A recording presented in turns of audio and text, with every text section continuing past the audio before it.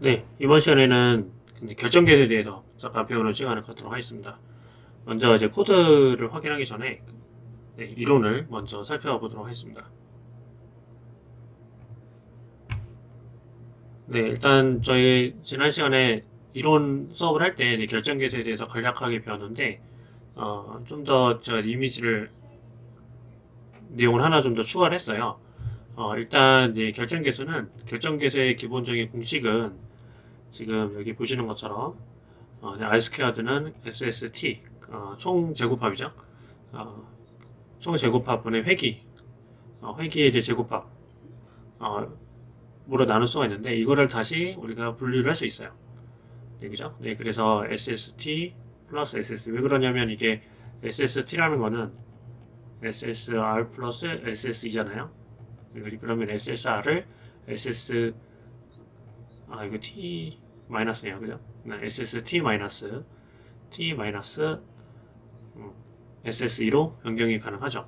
네, 그죠? 네, 그래서 이 부분을 다시 이제 풀어서 서식을 하면은 SST분의 SSE로 우리가 이제 공식을 활용을 할 수 있습니다. 그러면은 각각의 SST는 뭐냐? SST는 관측값과 관측값의 평균, 관측값의 이제 평균이죠. 그 전체 이제 Y 값의 이제 평균이라고 보시면 돼요. 평균 차이의 제곱의 총합을 의미를 하는 거고요. SSR은 추정값이 있죠. 그 회기식에 의해서 추정된 추정값, 그 추정값이랑 실제 이제 관측값의 평균 차이의 제곱의 총합을 SSR이라고 합니다.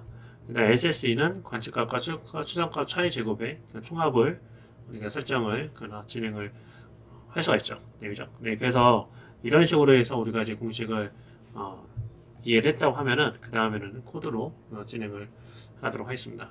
이 부분은 제가 수정해가지고 다시 여러분들 그 새로운 강의한 자료로 다시 업데이트를 하도록 하겠습니다. 네, 일단 코드로 들어갈게요.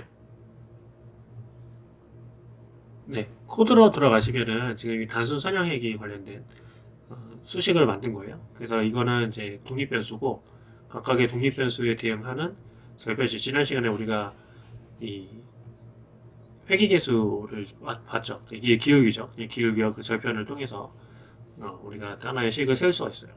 그러면은 이 예측값, 추정값이라고 할게요. 이 추정값은 이런 식으로 우리가 구할 수 있다는 겁니다. 그러면은 각각에 대해서 우리가 총 두 가지를 구할 수 있는 거예요. 오차 제곱합을 구하고 총 제곱합을 구합니다. 그러면 그 공식에 의해서 그 식은 우리가 이렇게 사용을 할 수가 있고 설정할 수가 있어요. 여기는 제곱인 거고 각각에 대한 오차 제곱합은 추정값과 실제값의 차이 제곱인 거죠. 그 제곱의 총합을 구한 거고 총 제곱합은 y값 실제 이제 y값의 실제 관측값의 평균이랑 그 다음에 각각의 y값 그래서 그 해당되는 y값의 평균과 총 제곱합을 이런 식으로 우리가 구할 수가 있습니다. 그러면은 이 두 가지 제곱합을 이어서 여러분들이 나눠서 그 식을 다시 1-SST분의 SSR SS2부죠. SS2분의 SS2의 2 나누기 SST를 해주면 그러면 이 공식이 나오게 되죠. 그죠? 네, 그래서 이거를 총 제곱합을 구하면 되는데 해당되는 이 식은 지금 여러분들 여기 있는 R 스퀘어드 정수랑 똑같아요. 네, 그죠? 그래서 똑같게 나온 것을 확인할 수 있습니다. 그런데 단순 선형 회기는 여기 이제 상관계수랑도 똑같아요. 근데 그래서 이제 이 얘기는 뭐냐면 단순 선형이 이 상관은 여기 생각계수잖아요. 상관계수랑 그 다음에 물론 약간의 미세한 차이가 있긴 하지만 대략적으로 비슷하게 흘러가죠. 그 얘기는 뭐예요? 그 얘기는 단순 선형 회기에서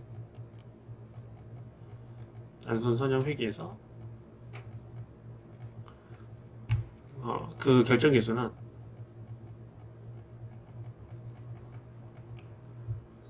두 변수의 상관계수와도 같은 거죠. 그죠? 상관계수와 같다. 네, 여기서 또 하나 이제 새로운 사실을 우리가 발견을 할 수가 있습니다. 네. 자, 이거는 그러나 실제 실무에서는 우리가 단순 선형 회기만을 쓰지 않아요. 네, 그죠? 네, 그렇기 때문에 우리가 이렇게 단순 선형만 회기만 진행을 하는 건 아니고 다중 선형 회기를 해서 뭐 다양한 방식으로 우리가 또 모형을 이제 만들죠. 네, 그래서 그 부분은 다음 시간에 일단 진행을 하기로 하고요. 네, 그 다음에 이 선형 회기가 정상적으로 선형 회기로 만들어졌는지 우리가 이제 확인을 하기 위해서는 먼저 잔차의 정교성을 체크를 합니다. 잔차의 정교성을 체크하기 위해서 지금 여러분 보시는 이 코드를 하시면 되고요. 일단 잔차가 지금 정규 분포를 이루고 있음을 우리가 확인할 수 있고, 실제로 이 정규 분포 여기 이제 보시면 지금 동기량이죠, 그죠? 근데 이제 보시면은 약간 좀 내용이 좀 다르네요. 네, 여기 보시면 지금 이 p-value 값이 0.00 뭐 이렇게 나올 거예요. 0.05. 그 얘기는 뭐냐면 이 그래프는 언뜻 보기에는 정규 분포처럼 보이기는 하지만, 네, 그죠? 사실상 정규 분포를 이루고 있지 않아요. 네, 그죠? 네, 그래서 이 정규 분포를 이제 이건 왜 그러냐면 여기 극단적인 값들이 존재하기 때문에 그래요. 그래서 나중에는 여러분들이 이거를 보정하려 그러면 이 해당되는 이 극단치를 우리가 수정을 해야 됩니다. 극단값 수정. 그래서 이거는 뭐 제거를 하거나, 예를 들면 그래서 좀 더 표시를 해주면은 극단값을 이제 수정을 할 때는 이상치를 이제 제거를 해서 모형을 좀 더 만들면은 좀 보완이 될 거예요. 그 실질적으로도 여러분들이 이렇게 산점도를 이제 우리가 앞에서 그렸잖아요. 네, 그러면 네, 여기 만약에 이 회기선을 우리가 그린다고 하면 이 라인을 이렇게 그릴 거란 말이에요. 네, 그러면 지금 이렇게 차이가 많이 나는 부분들이 있다는 얘기인 거죠. 이런 부분들을 우리가 찾아가지고 제거를 해주는 게 이 모형 성능에 좀 도움이 됩니다. 네, 이상치고요. 네, 자, 네, 그 다음에 또 하나 우리가 테스트를 해야 되는 거는 그 잔차의 이제 잔차의 등분상성을 우리가 이제 확인을 해야 됩니다.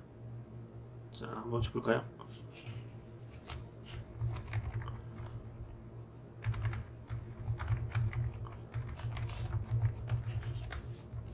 네, 이 잔차의 등분상성은 만약에 이제 조건이 있어요. 어떤 조건이냐면 만약에 이 잔차가 등분산성을 떼야 되는데 이분산성, 즉 등분산성 아니라고 하면은 종속 변수의 이상치를 제거하거나 변수를 로그 변환을 좀 쥐어줘야 됩니다. 그래서 그거 한번 좀 다시 한번 좀 살펴보시면, 네, 자, 모델 한번 좀 그려볼게요.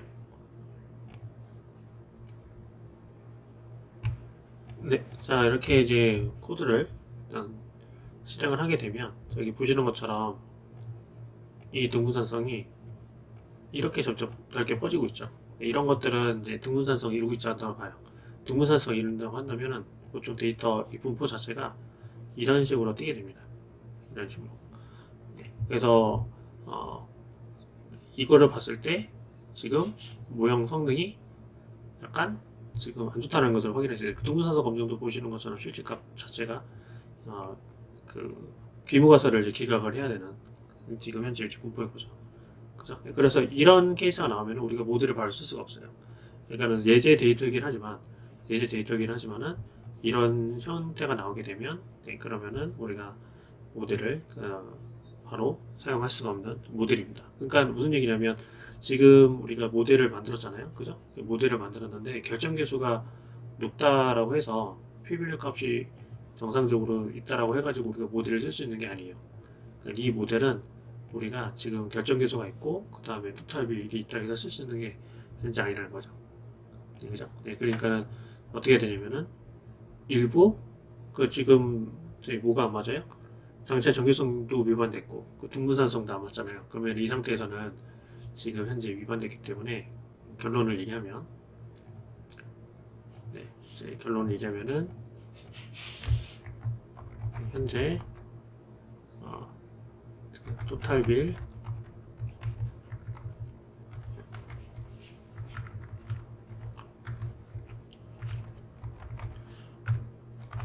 토탈빌에 이제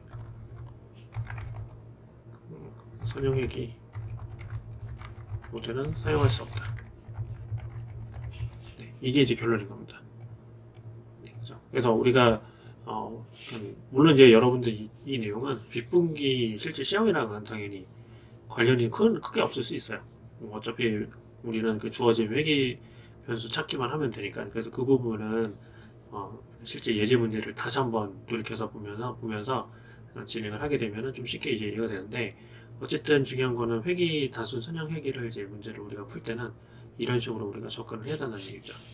그래서 모델을 피변력 값도 검정을 해야 되고, 그 다음에 그 기울기도 확인을 해야 되고, 결정계수도 확인해야 되고, 네, 그죠? 네, 그래서 지금 다시 체크를 한번 해보면, 자, 선형회귀 체크 포인트, 자, 기울기 확인, 결정계수 확인, 네, 이게 다 아니죠? 자의 정교성 확인, 그 다음에 그 등분산성 확인. 그러니까 최소한 이 네 가지가 모두 확인이 되어야 선형회귀 모델을 쓸 수 있다 없다 결정을 내릴 수 있다는 겁니다. 그래서 이것까지 여러분들이 같이 기억을 해주시면 좋겠습니다.